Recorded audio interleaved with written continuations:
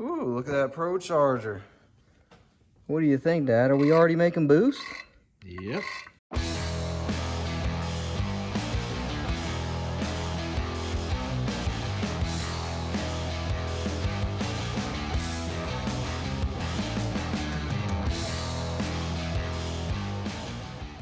Welcome back, boys. Today I'm going to be showing you how I mounted Procharger's crank drive for a big block Chevy. Now, this project was not an easy one. A lot of the things that come with the crank drive need to be machined professionally. A lot of stuff does not come out of the box and you can just bolt it on. In my case, I have a neighbor with a CNC machine and a lathe, and that's how I was able to do this. And my first battle with mounting this was none other than shipping damage. Now, my accessory drive in particular looks like it went through a battlefield on its way shipping here. We see very deep gouges into this, and this is unacceptable, but I'm lucky I can replace this. So right here I have my sandpaper. I have 280 grit right here, and then 400 grit. Now I'm going to use the 280 to get rid of things that have very bad burrs, you know, damage from shipping, and then you just have your regular stuff like small burrs, and I'm going to use the 400 grit to just clean those up.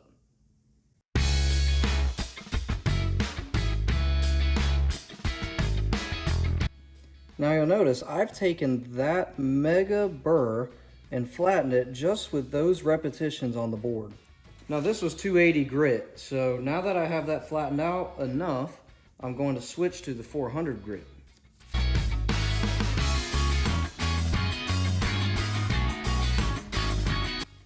Now as you can see, after polishing it with the 400 grit, you can't even tell that there was a small like formation of the metal here that you could still see, which meant it was high, but now it is perfectly flat, which means we are good to go. Now for the accessory drive, the salvageable end also has some burrs on it, and I'm gonna just use this plate because it would be very hard to keep it flat on here when we have two different heights right here and here. So this plate can simply just go like this on here. I'll do a few little motions and it should flatten everything out.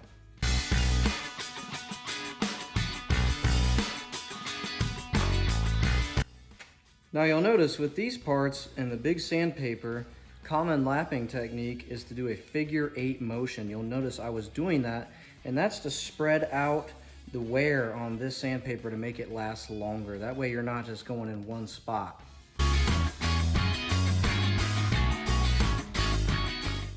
Now most people either don't show this part or they just don't do it. So like for me, I was taught to do things right, and if there's burrs, we need to fix it. It doesn't matter if it came from the manufacturer like that. If it's wrong, it's wrong. But now I have everything laid out, deburred, and it's time to start with the damper hub. Now you'll notice we have a bushing in there that is not made by Procharger. This was actually made by my neighbor who has a CNC machine. Now this is the bushing supplied by Procharger, and it did not fit in my balancer. So check. I can move that up and down. That is not going to center anything. And instead of a slip fit like this, it is actually a press fit washer. And we had to heat this up and drop it in there, and it will never come out. So we are going to put the Genius Neighbors washer to the test. Now, it's very hard to zero this out exactly down to the 10,000ths of an inch, but you can tell when we go back and forth, -5, -7, all the way up to about 0. So we are under 1,000th of play here, which is unbelievable. And when we spin it, we barely see any movement here. Look, that 3 is staying exactly where it is. Some variation, but we are all under 1,000th of play, anything with centering here. So with your damper hub on comes the mating hub, and this features rubber isolators that actually battle the harmonics given off by the engine. Each one of these rubber isolators will go over these, and then I'll press it on and bolt it. So I've probably been messing with this mounting hub for about a half hour, trying to adjust it with these wood clamps. So this is the method to my madness. I'm really trying to seat this thing before I bolt it up because there's not much torque. Now I'm using a feeler gauge here to just run it along the seam and make sure that we are equal on every spot on the damper. So another hour later, but I'm confident I got it right. As you can see, the bolts are now in. It actually draws it in slightly there. So that helps me out here. I got about 4 thousandths of variation when I put it right here and go around with our dial gauge, about 4 thousandths. So now it's time to install our standoffs. That's what these 4 things are. You just simply take one of these and they'll slide right into this hole, just like that. And then you got to come in from the back side and tighten it up. With the standoffs mounted, they get spacers behind them that mount against the motor plate. Now these were actually machined, but I'll let my old self explain that. So I'm just making a quick drive over to the neighbor's house for the motor plate spacers. They need to get milled down. I also brought the motor plate because you just can't assume that it's 1/4 inch. So I got half of it mocked up, and I noticed it's gonna be a sad day for the timing pointer, as when you try to install this other side, we see some contact there. So that's one thing you'll learn from these kits, is if you're doing a Procharger gear drive, you do not need a timing pointer. They supply it for you. But with that said, everything's mocked up. They even added a water pump bracket here, which is pretty cool.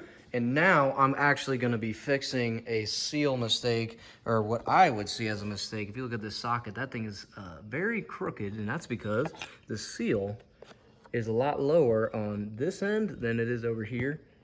And you can see they did some punching right here to really lock this thing in, but the seal isn't even in there straight. So that worries me because there's gonna be a gear.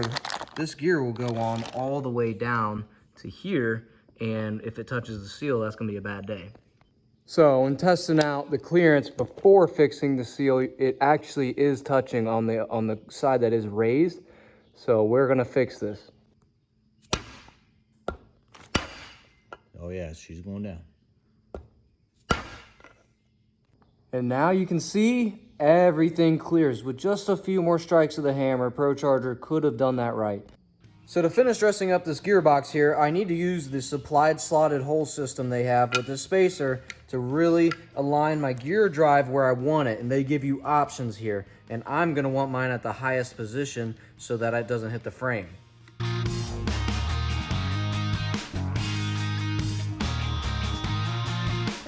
So with that torqued, I have my keyways already installed, which means I can take my gear and slide it on, just like this, making sure to align properly. And then I can now take the gear drive, and if you look, it's actually a belt-driven system here. So this will turn, these are just bearings in here, but belt-driven, I align it up with here, get this pocket to drop onto this, and then I'll use a bolt to secure it.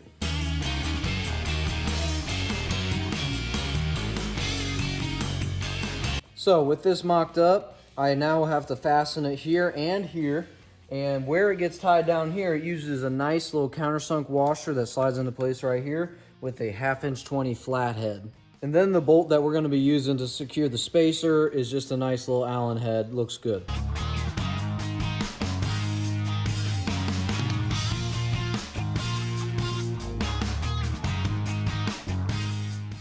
And there you have it. The gearbox is installed, and this thing is truly an art to see in person.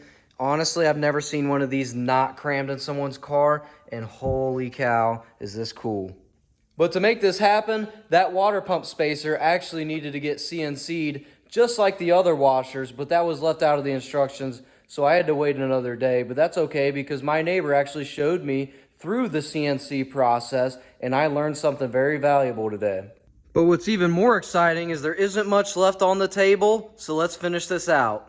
So, I got those 5 standoffs added, which means we're in the home stretch. And I could finish this tonight, but I'm going to head in because I'm going to want to share this moment with my brother and my dad who have been with me since the beginning of this racing career. And I've been talking about Procharger for 2 years, and it would suck to do this without them. So it'll be instant for you guys, but I'm going to bed. So we're back and we got the blower plate mocked up here. This is an F3 blower plate without the Procharger on it, and you can't actually mount these without the supercharger. It needs to go on first.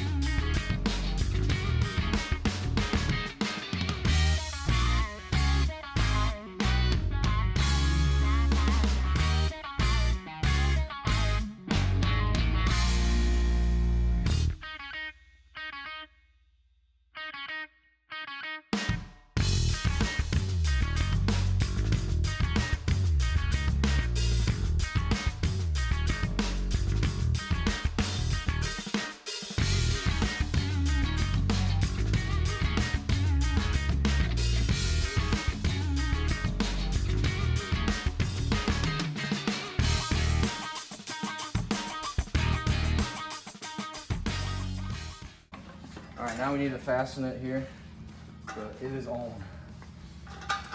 Holy. Yeah, I'm gonna clock the blower even more. If we can get a couple bolts, that is good.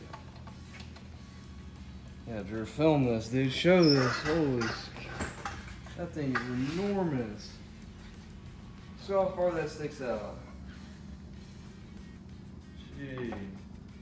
Alright, so I just removed the bolts so I can keep clocking this thing exactly where I want it. That's how simple it is. If you just come here and look, this is how they fasten. It's just an easy little clamp style all the way around, just simple Allens, but this housing can move side to side. That's how you clock these. So that wraps things up. As you can see, the crank drive is all together. This thing is absolutely beautiful. An F3R 121 blower that can turn 72,000 RPM.